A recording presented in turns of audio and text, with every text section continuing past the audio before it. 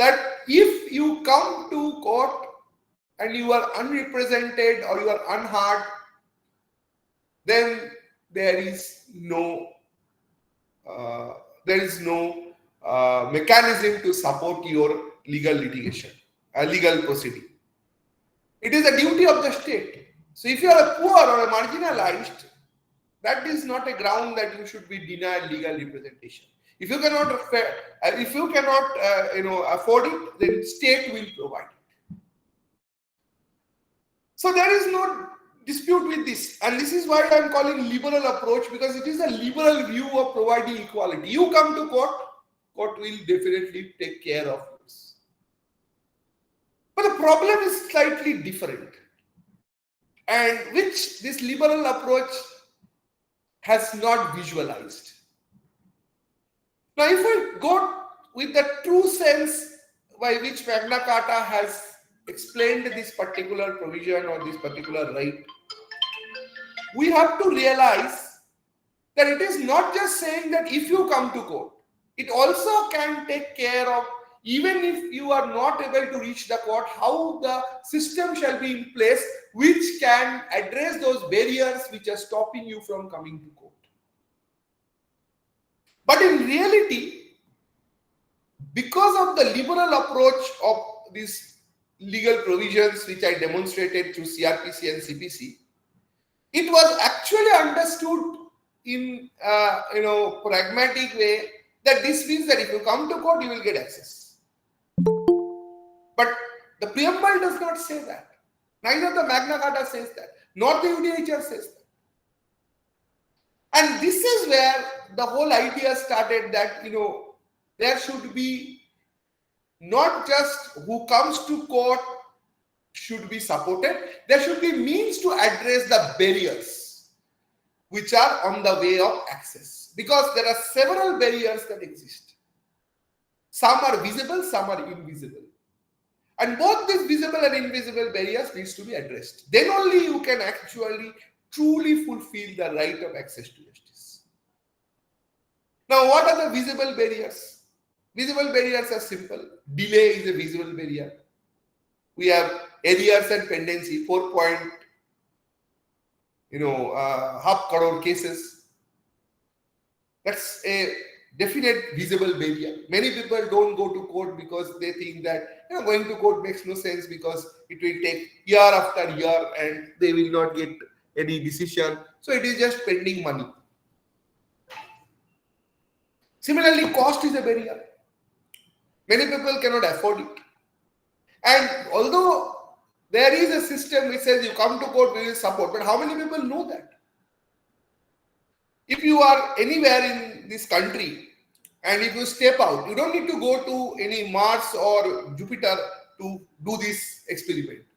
Wherever you are in this country, if you step out of your place and you ask 20 people around you, do you know Article 21 of the Constitution? If out of 50% people say yes, 21, forget the literal that no one shall be deprived of life and personal liberty unless according to the procedure established by law. Forget that. I'm not saying that. Just in essence, if 50% out of 20 people can give you a correct answer, I will leave legal profession forever.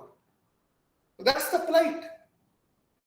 You are talking about people coming to court. People don't know. Where is the court? Forget court. They don't even know what is happening to them is something which is a violation of law. So who will address that? That's a visible barrier. Sometimes invisible barrier. Then sometimes they know, but they will not go because the courts are themselves, the majestic buildings of courts are themselves so intimidating to many people that they will better stay away from them. The majesty of our common law, colonial, judicial institutions and the buildings and the periphery, it is such peripherals, it is such that itself is intimidating. So there are these several access barriers, bottlenecks. But these provisions of liberal approach of access to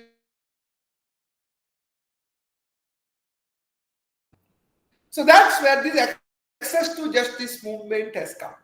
And the access to justice scholars, I have sent you one reading material. I think Shobit will definitely circulate, if not circulated, which talks about one of the proponents of this idea or this theory of access to justice, Brian Gunn, the professor from America.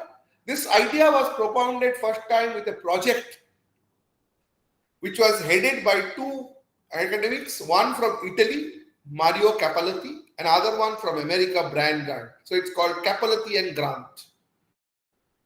So Grant's paper that I have circulated, it's a classic. And Grant asked this question, this liberal approach. And therefore, the complexity of the debate is, what is the true way of implementing the third line of the preamble of the Indian Constitution, justice, social, economic, political, or for all? Is it this liberal approach, you come to court, or it is the access to justice approach, which says court will come to you, institutions will come to you. And if you have a justice issue, or if you have an issue where injustice is meted out, you will be brought to the institution. And your access barriers will be addressed. So the whole objective of this lecture is talking from a constitutional perspective and the judicial decisions of our current Supreme Court, that where do we stand in this regard? What is the policy and what is the legal approach in order to implement this third line of the Constitution? And I'll also speak in little bit how law teachers, because it's an FDP, so we are largely the community of law teachers, how law teachers, we can play a role in this. Legislators are playing their role, judges are playing their role, lawyers are playing their role, but how we law teachers can also make some contribution or play some role in this process. So, for me, how I start, it represents from this picture. It's not just for fun or some lightness I have used this picture. Now this picture, if you very carefully look at and reflect, it actually catches it actually demonstrates a very important message, very much connected to our access to justice issue. There is an old man who is smiling and standing in front or sitting in front of this, huge rack full of Colgate paste. Actually does not need any of them because he does not have any tooth. So same thing may apply, that we have this whole gamut of social welfare legislation led by the Constitution, but they are meaningless to those people like this old man who does not have any means to fulfillment of it. So the modern constitutions, legislations, and judicial decisions have tried to fulfill a domain of large volume of social economic rights of various natures for the citizen. But if there is no right-based approach behind it, they will become like these Colgate pastes. All these boxes are useless for this old man because he don't have a tooth. So the central question is that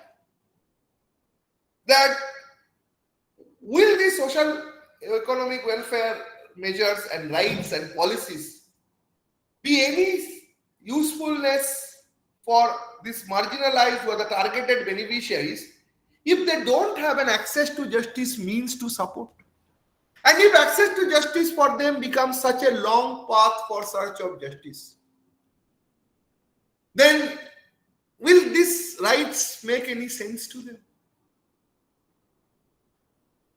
Will the effectiveness of the entire women rights and gender promises that Constitution makes be meaningful if they have to wait in long queue to secure justice?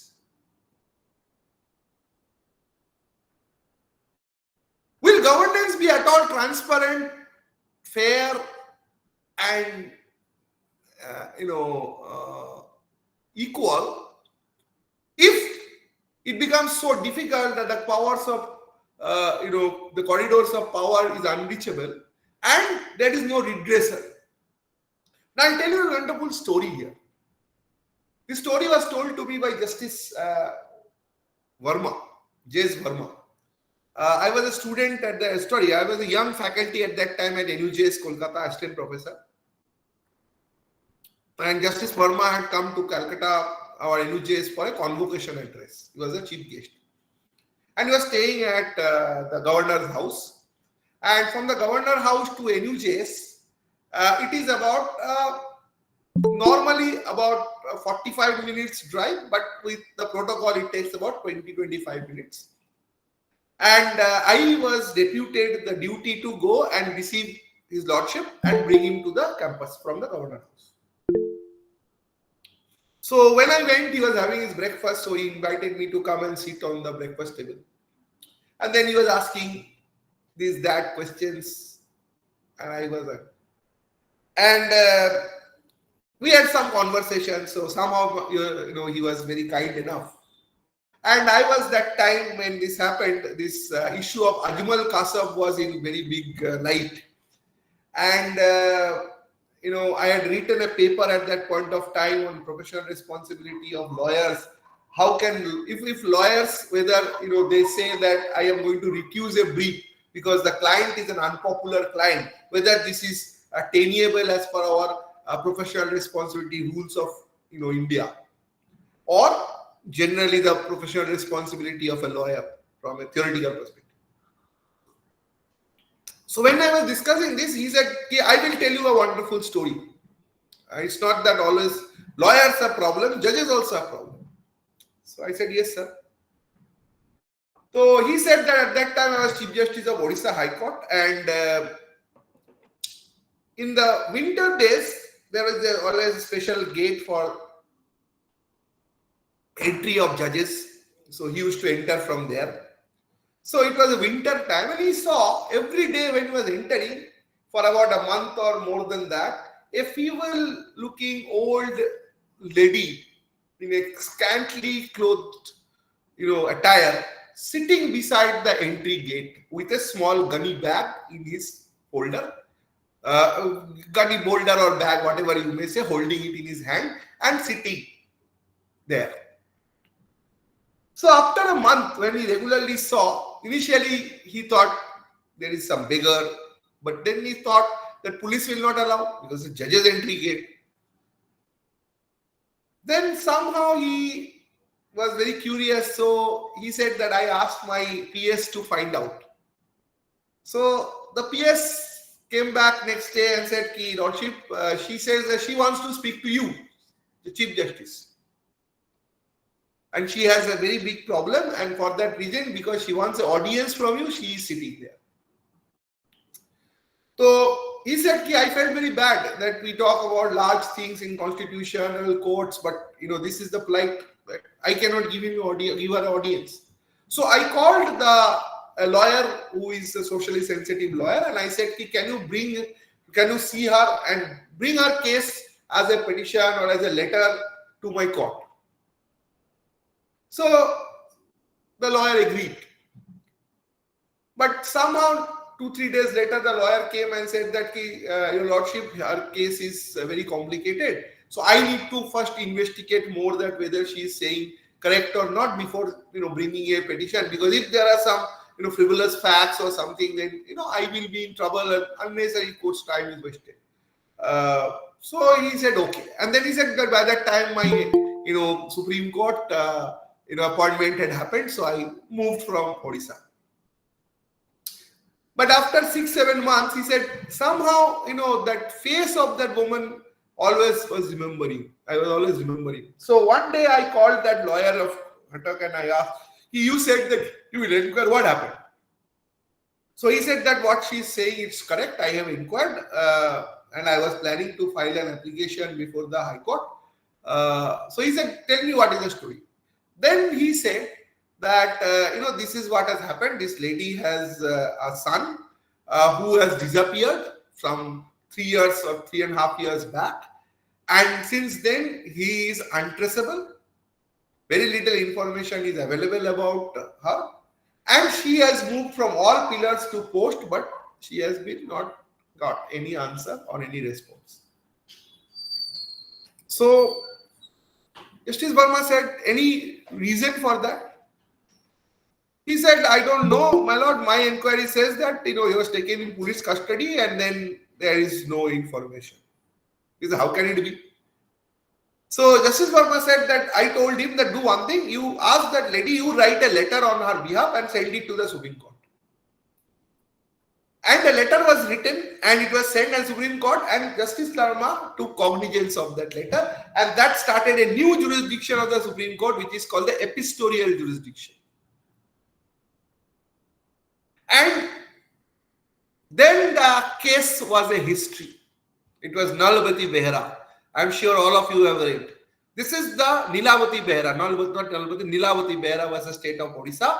This is the background history of how this case came before the Supreme Court. And epistorial jurisdiction, that is letter petition. Epistorial jurisdiction is a person who is from the marginalized background or whose rights have been violated, which is protected by the Constitution, can even write a letter, and the court, High Court or Supreme Court will transform that into a petition and will entertain it as a writ or a PI.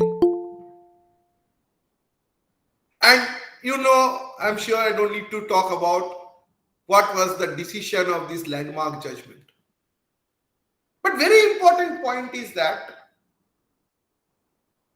he said that after this, all things post my retirement, I had gone back to Odisha for once in a program. And when I went, I remember about this case and that lady, and I have never met her because it was in Delhi. She had never come. So lawyers have appeared and past judgments have passed, great ramification. But that lady, she could never meet. So he said that when I went to Odisha, before that I called that lawyer and said that, do you have the contact of that lady? He said, yes, I do. So then, can you bring her to me where I am staying? So he said, your lordship, you will be staying in the governor house. Will I get entry, and especially that lady? So he said, I will manage that. And the entry was given. And he brought that lady to him. And she was profusely thanking Judge Mrs. Verma for all what he did. So Justice Verma, anyone if personally knows him, know the kind of person he was. He said, okay. But then he said that I have a curious question to you. So she said, yes, sir. You could have sat beside the parliament, the legislative assembly, the chief minister's house, the governor's house, any other place. Why did you choose to sit beside the judge's gate of the High Court? And then he said, what she said was a revelation for me, and I was so proud that I have served that kind of a institution for my entire life. And the reason I'm saying is this. And the lady said, Lordship, not in this way, but in our way, but that's how he said, Lordship, I have been for 3 years battling ground everywhere, but I knew that if there is one institution where a common person like me, coming from the most marginalized, most vulnerable, will have any little chance to get justice, is the institution of God. So this is the institution we are serving. And I say we are serving because we are preparing the people who are going to man and human resources institution.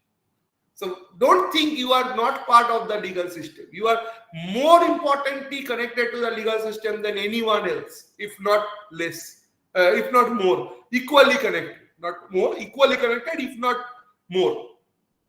Because you prepare the human resource. We prepare the human resource. And if we prepare our human resource properly, there will be more Justice Verma. So this is the reason why I always say A to J, why it is so important. That it is not just relevant to have rules, laws, but institutional mechanism should be there to ensure justice. Then only justice will truly be made. But unfortunately, as I said, our liberal approach has not able to satisfy this. And corruption, arbitrary decision, opaqueness, all this has prevailed. Led with this justice delayed, justice denied.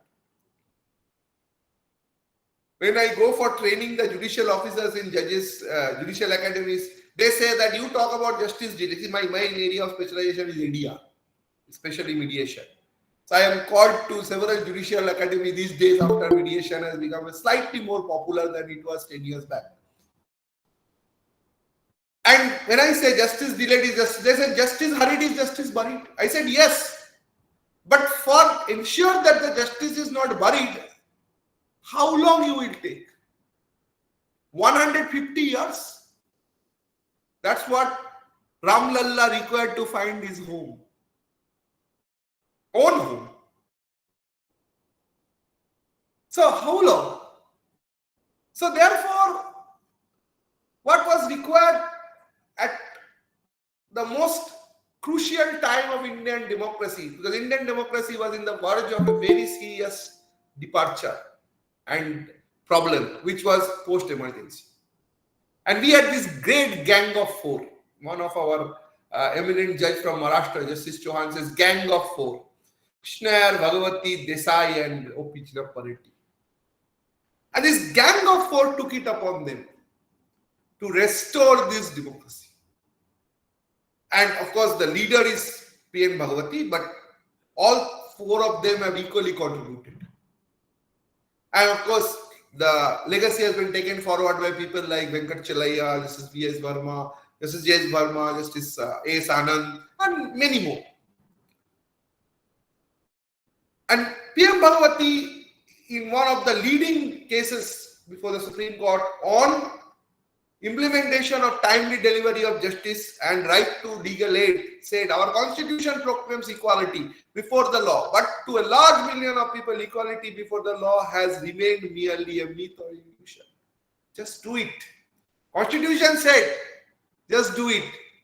But in reality, it is myth. So therefore, what they started, what today we are calling, it has become now what I say that, with generation, there are some words which become like tag words or whatever, say keywords or whatever you say, those fantastic words, transformative constitutionalism. Everybody.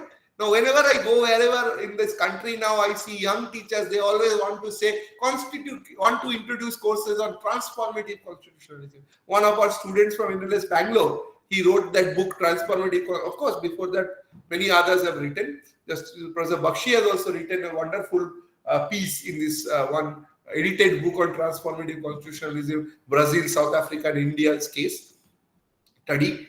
But Gautam Bhatia's book on transformative constitutionalism is a very, very, authentic and scholarly work. And that talks about this theory, the transformation. So the equality that the Constitution envisioned, how it will be achieved, to transform the Indian society, how it is achieved and how it will be achieved. So it's not just do it in a lip service. The courts were saying, the others were saying, but the people who are supposed to do, they were under a deep slumber. So there was a need for brainstorming.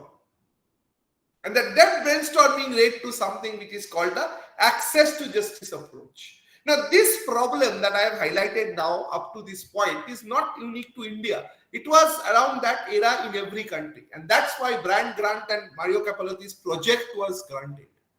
And they studied both on the two sides of Atlantic and came up with this concept called access to justice approach. And they said that access to justice aims to address the issues making institutions of law accessible to its beneficiaries. No liberal, not liberal equality, actual equality, realistic equality. And to do that, the key model of creating this legal system was to secure every person access to institutions by ensuring expeditious and economical process, fair and independent process, simple and less technical process, ensure means of free legal assistance for marginalized and sufficiently brought to the public knowledge. And this was reiterated, reflected, whatever you say, in dozen of cases, at least directly in 80s, immediately in that era of the Gang of Four. Two I have cited in my presentation slide here. One is Husainara Khatun and one is Sheila Barse versus State of Maharashtra. And if you see, the question was this new wave of Indian legal aid jurisprudence. Right to free legal aid and speedy justice is an integral element of personal liberty under 21 of the Constitution. One question came, that is legal aid, right to legal aid and timely justice a fundamental right? And in both, Supreme Court in very categorical term, first time in Husainara Khatun said that this is not only a mandate of equal justice under 14, the right to life and liberty conferred by 21, and also a compulsion under the constitutional directive of 39A. By that time, 39A was introduced. And why so? Because procedure under which a person may be deprived of his life and liberty should be reasonable, fair, and just. Maneka Gandhi post era. So a person, thousands of people languishing in jail, there is nobody to take care of them. No one to see why their cases have not been tried, why they're under trial for even a period longer than whatever maximum sentence can be given. It is a duty of the court, because keeping them in that is actually denial of reasonable and fair process.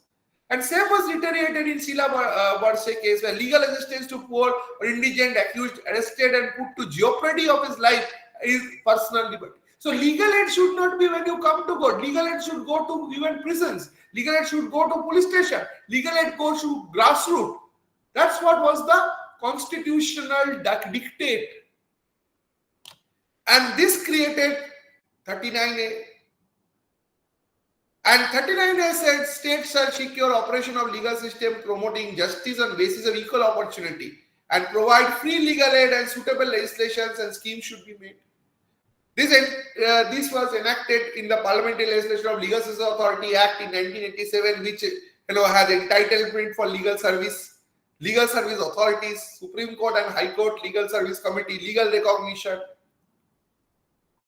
And another great thing that happened, which was, according to Professor Bakshi, the Indian sui generis approach of social action litigation. Now you may kind of tell me that what is this new term that this professor is trying to introduce. It's not an idea. It is basically public interest litigation. And it's not me, it is Professor Bakshi. And the second article that I have circulated, Taking Suffering Seriously by Professor Bakshi, is one of the, in my opinion, the most touching work, if not the most classic work, most touching work that Professor Bakshi has done. And there he says that why he will not call this as a public interest litigation, but in India it is as a social action litigation and sui generis. Because public interest litigation, if you look at historically, has emerged from America.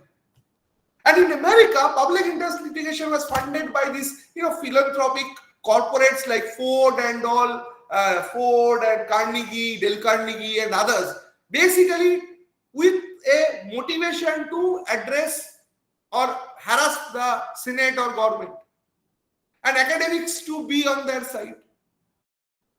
But in India, nobody was behind this.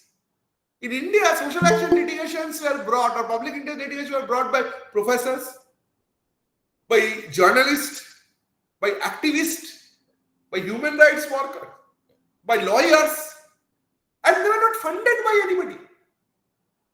And therefore, they cannot be classified in the same way as it is classified in America.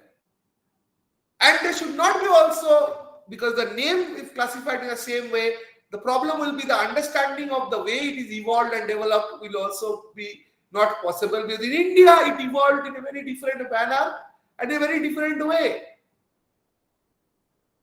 And it was the famous case of serum gas leakage, the oleum gas leakage case of serum, the MC Mehta case, which was the first time which this jurisdictional, liberal approach was taken by the Supreme Court. And it was a very, very different case and a very, very different way compared to public interest litigation in America. So Justice Bakshi said it's a social action litigation, not public interest litigation. So our evolution is different.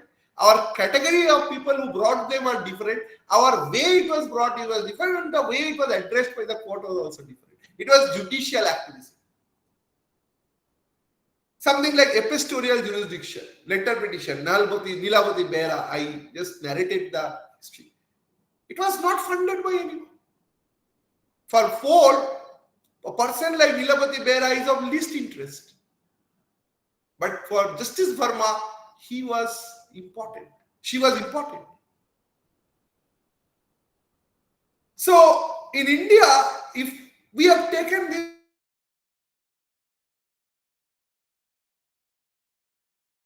economic, political, from myth to reality, though I believe still lot to do and lot to achieve, it is because of something that is why some, maybe not lot, but some few thought what Martin Luther King said, our life begins to end the day we become silent about things that matter.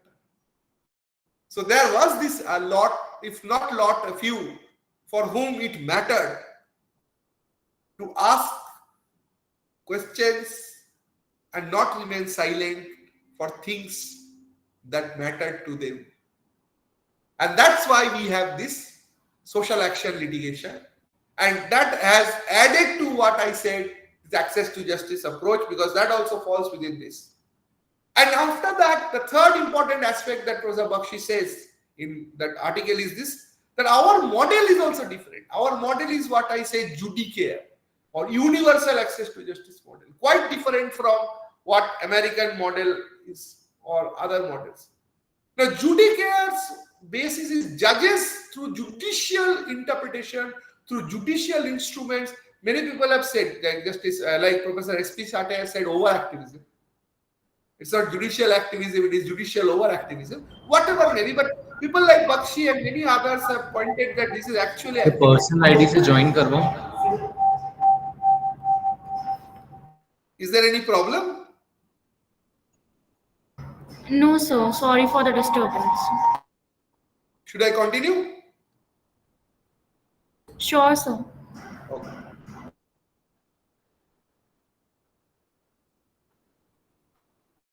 So, Bakshi says that increasing the objective of why judicare, because judges care for people.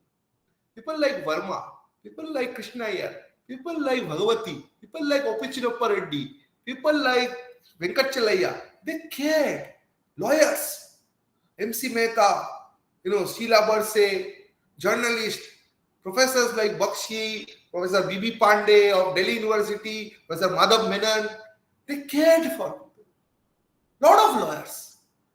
And that's why their objective was not to question Senate or bring more accountancy of the state for the private entrepreneurs, or bring more private entrepreneurs objective, which was America. In here it was faith of common man in law and allied institutions. That was the object. So recognition of right to free legal aid and speedy justice was, the object was faith of common man in law and allied institutions, which is the true meaning of the third line of the preamble. Then taking steps to increase legal literacy and awareness. The Supreme Court said that it is a duty of the state to, whatever ways it gets fund, to go and meet those needs. Increasing access to justice for underprivileged, and schemes have been introduced: paralegal, Lok Adalat, community legal service clinic, auditing legislations and law reforms, and mobilizing people to social action through legal filing and social action litigation. And the Procuratorial Justice Report written by Justice Krishna Iyer in 80s and Bhagavati clearly also establishes a responsibility on the law schools.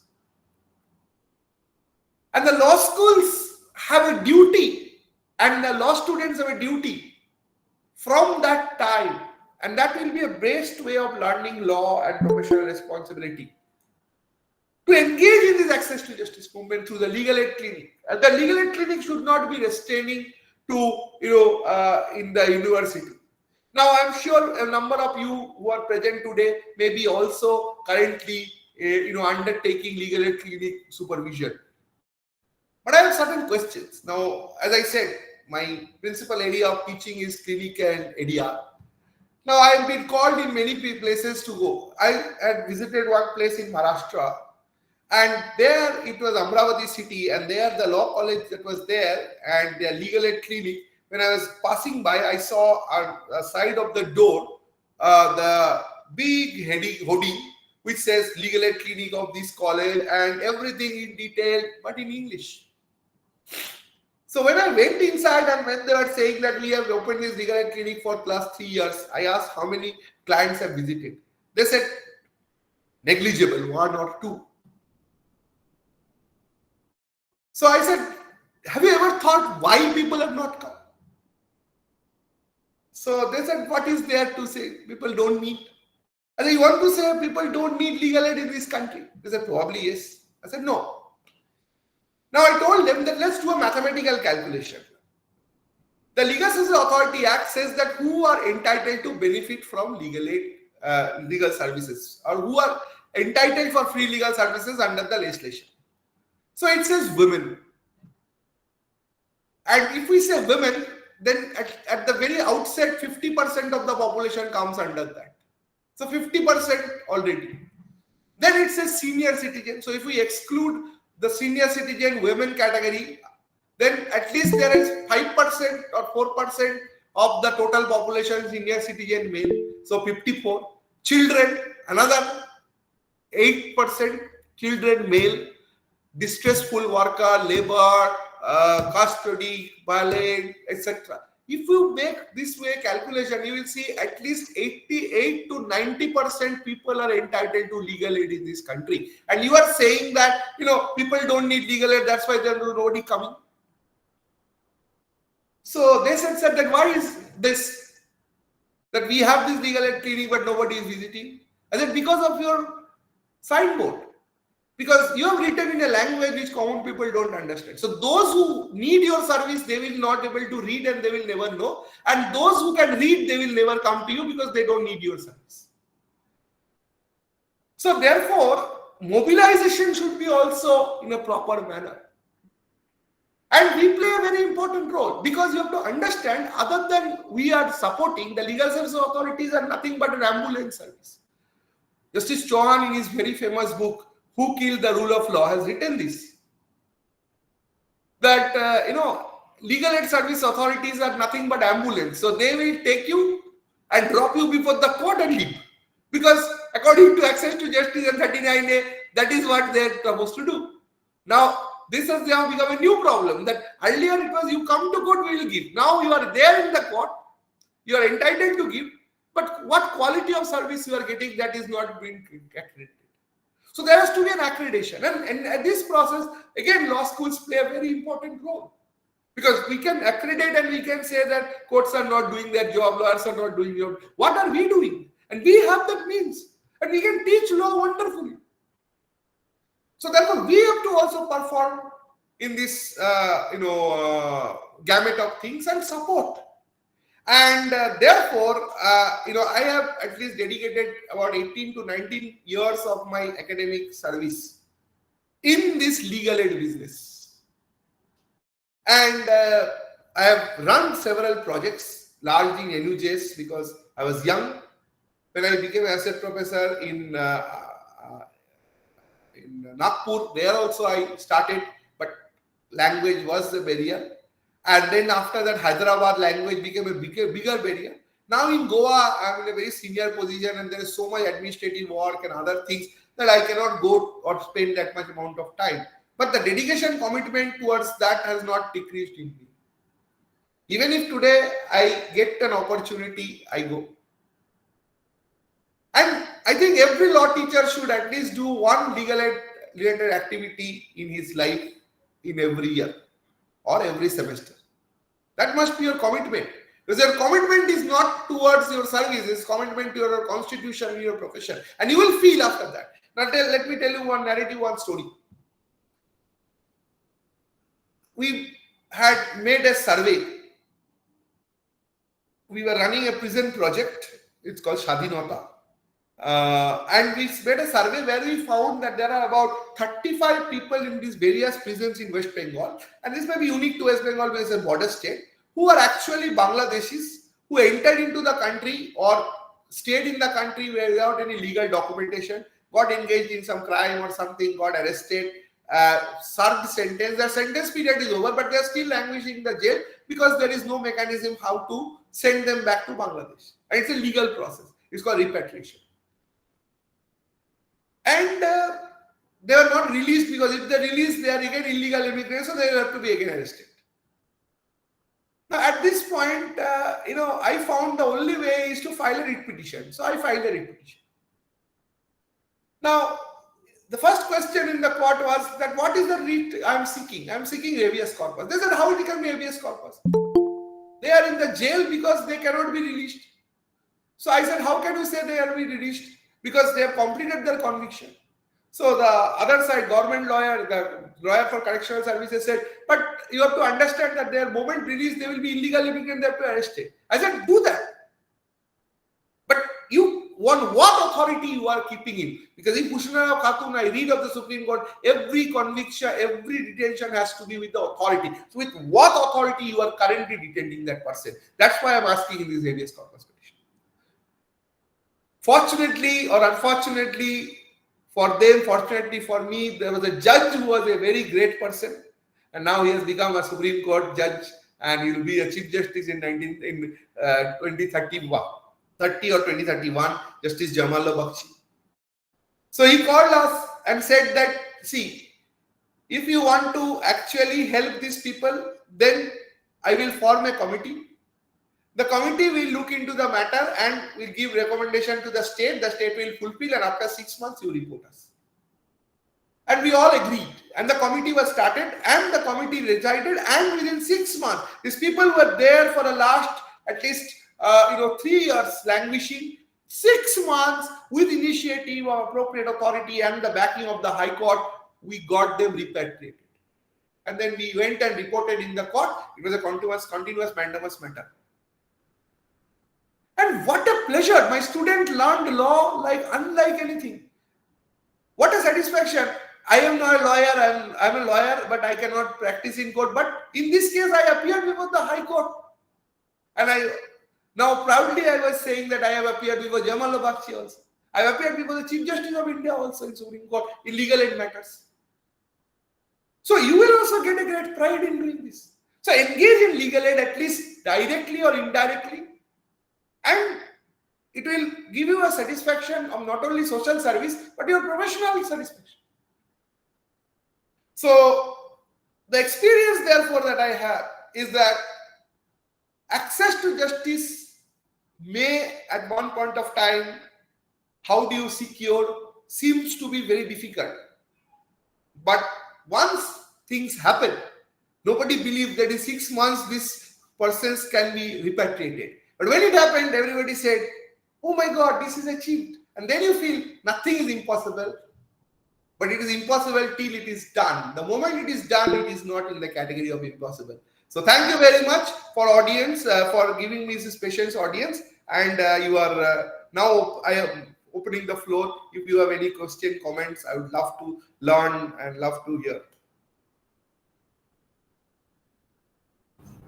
Thank you so much, sir. We have few questions in the chat box. May I read them for you? I am technologically, I am a good lawyer, but I am technologically not so good. So I would request you to kindly do that favor. So read that to me. That I am not able. If I moment I start, somebody has set this screen for me. The moment I enter into other things and tingle, then it may I may get out of the entire system. So you read, I will answer if I can.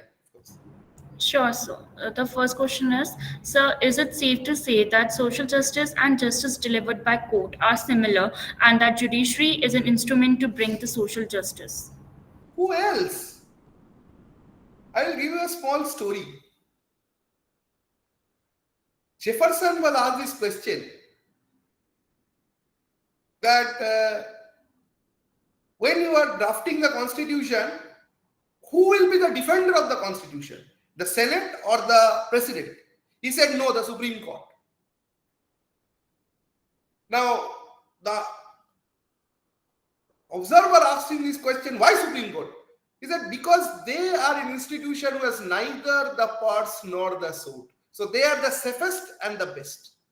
So it is in a democratic system, courts are the defender of not only rights, but the entire constitution. And we are 75 years democracy running forward for another 75 or 750 years just because our constitutional framers chose that what wisely Jefferson said, courts are the defender of the constitution. So who else? The legal profession and the court. Next question, please, ma'am. Thank you so much, sir, for answering the question. The next question is, you mentioned that SAL is largely judge-led. Do you think this judicial activism is sustainable? And also, when does it changes to judicial activism to judicial overreach? Or should the legislature take a more active role? See, I narrated that story. Now, this is a matter of fine balance and I think individual responsibility.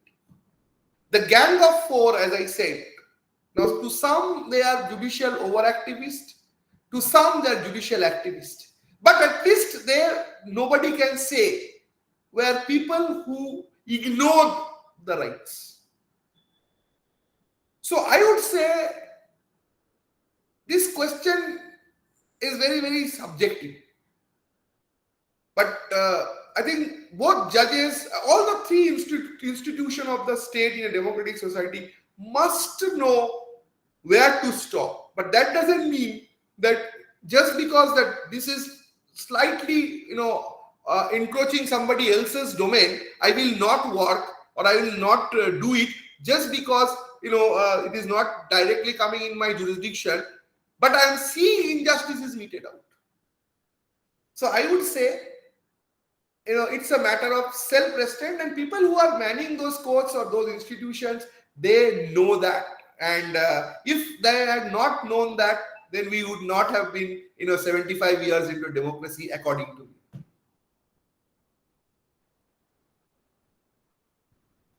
Thank you so much, sir. The last question is that, sir, is it possible to make justice system much more strengthening so that there can be a speedy justice? Is it possible to bring certain kinds of changes in regards with the justice system? If it is, then what social and legal measures can be taken for it? Dear friend, whoever has asked this question, let me tell you that, if I start opening my mouth on that, it will take another 2 hours.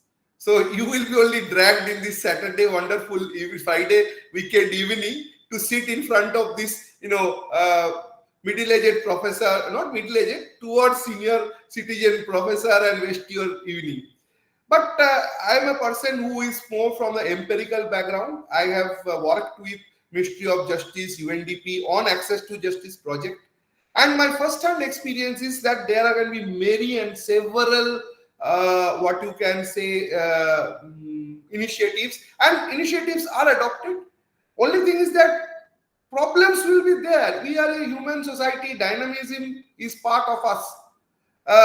Problems will be there, part of life. So let's not talk about problem. Let's think if problem comes, how solution will come.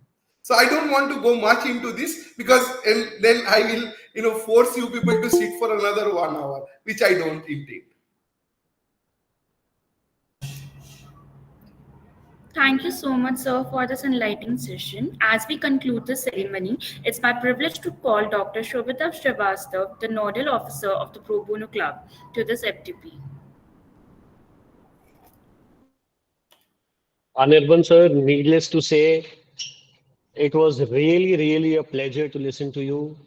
The narrative kind of lecture that you gave us, the stories with which you connect, the background stories with which you connect your lectures, all of us will remember at least those stories, and then we will be able to connect the ratio, if I can say it, the ratio of your lecture, the reasoning behind it.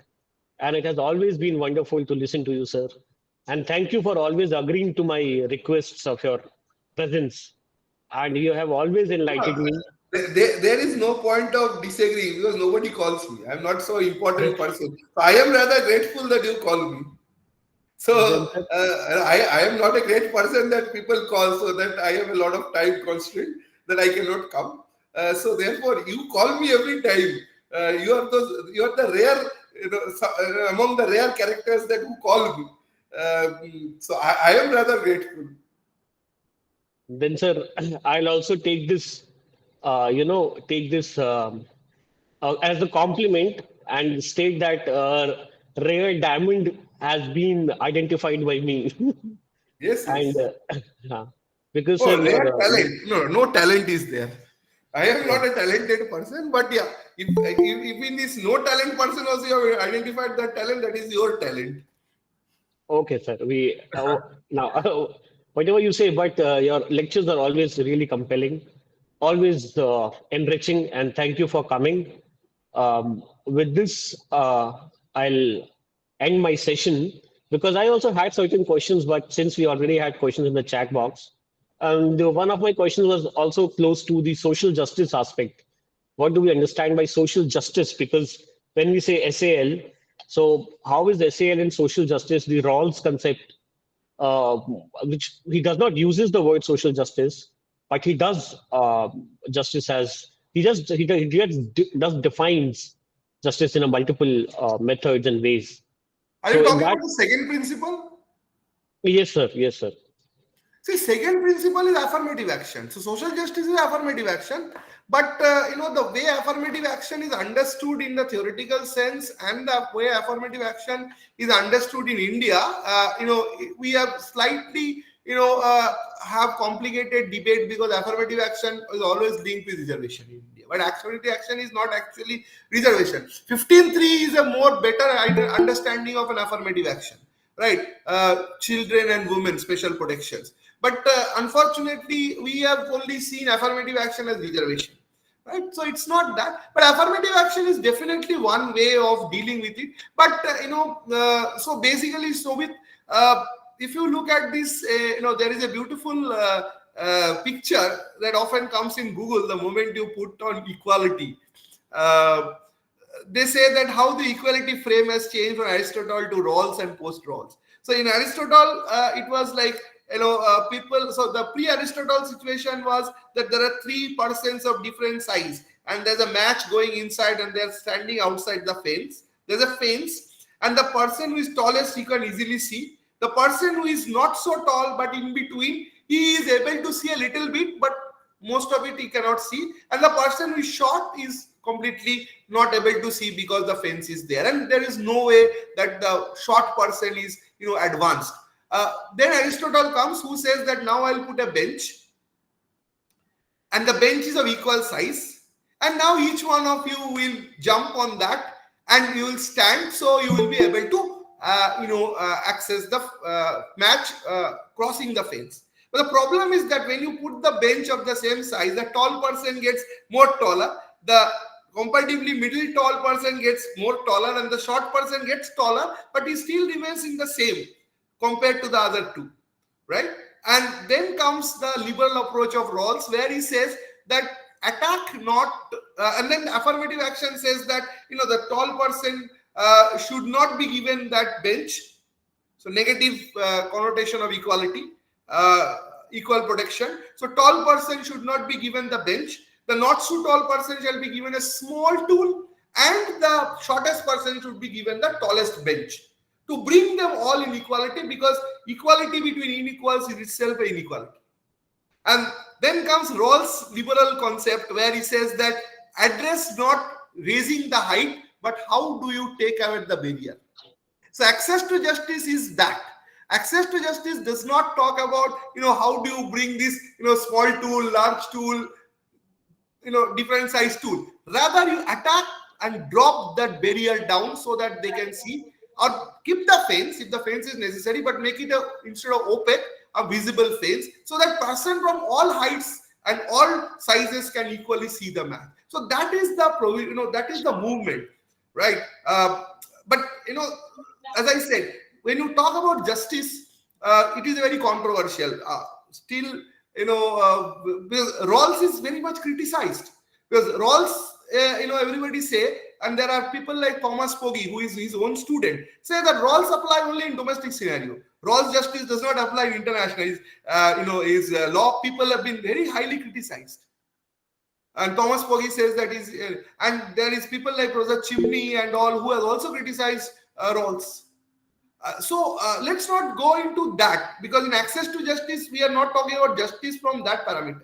We are talking about a technical parameter. How do you secure that if you have a right, how do you get a right-based system? That's it. So all to do. That's what is my talk at this juncture was related to. I did not go into those parameters, but since you raised the question, that's why I addressed. I think social justice has, from Aristotle, distributive justice to Rawls social justice has been a journey, and it has been a journey, well demonstrated and well documented. And in India today, we are moving beyond that, and we are thinking about, more, adding to that liberal approach also. And how are we going to do that? That's the question. But that's what is life all about, and that's why our legal system is interesting. Yeah, true, sir. True. Thank you again, sir, for joining us, and it was really a very informative session. We are also getting the same reaction in the chat box. And I again thank you for coming. I thank all my participants for being there and actually learning from all these sessions that we have had so far. So we will end this session. And in fact, FDP, with your last lecture. Thank you so much, sir. Thank you. Thank you. To all the participants, a feedback form will be shared on the WhatsApp. And today's feedback form is important. Yes, so everything else will be told on the WhatsApp itself.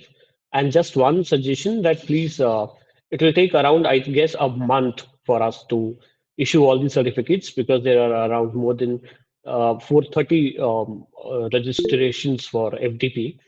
So yes, thank you for your patience in advance, and see you all in our any of the next program that we are coming up with. We are actually coming up with one of the sessions on mediation, the workshop on mediation, again, which is being sponsored by Pro Bono Club, Department of Justice, about which I will in fact also post it in the WhatsApp group. Thank you again. Thank you all the participants, Girish sir and Kavyani and Dr. Kavyani and others. Thank you so much for being here. I'll end the meeting with this.